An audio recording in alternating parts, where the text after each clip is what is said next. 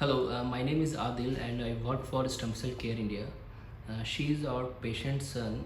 He came from the Bangladesh for RP problem. So please introduce yourself. My name is Tanay Gomes. আমরা বাংলাদেশ থেকে এসেছি। আমার মা হচ্ছে ইভা গোমেজ। তিনি অনেক অসুস্থ ছিলেন। স্টিম সেল কেয়ার থেরাপিটা যেটা আমরা করেছি এই জায়গায় এসে খুব ভালো লেগেছে। আর সবথেকে বড় কথা তারা অনেক হেল্পফুল।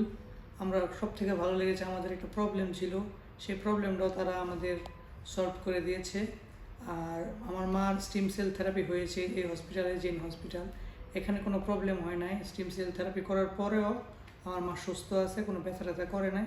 এখন আমরা আজকে চলে যাইতেছি বাংলাদেশে। খুব ভালো লাগছে। সব কিছুর জন্য তাদেরকে আমরা অনেক ধন্যবাদ জানাই। Can you please explain what we did exactly from day 1 to today? আমাদের হচ্ছে जब आप day 1 में आए so 2.5 দিন লাগছে। আমরা 31 তারিখে এই জায়গায় 30 তারিখে এই জায়গায় ভর্তি হয়েছি। 30 তারিখে আমার মা ট্রিটমেন্ট করেছে। 31 তারিখে এটার ছিল।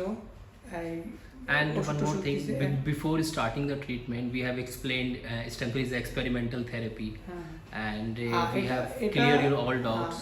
এই স্টিম সেল থেরাপিটা হচ্ছে এটা এক্সপেরিমেন্টাল থেরাপি। এটা হচ্ছে পরীক্ষা নিরীক্ষা চলছে, রোগী ভালো হয় কি হয় না।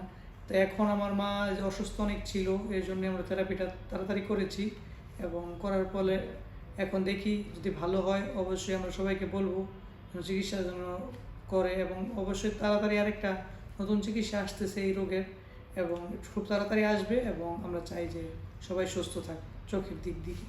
ধন্যবাদ। Thank you so much.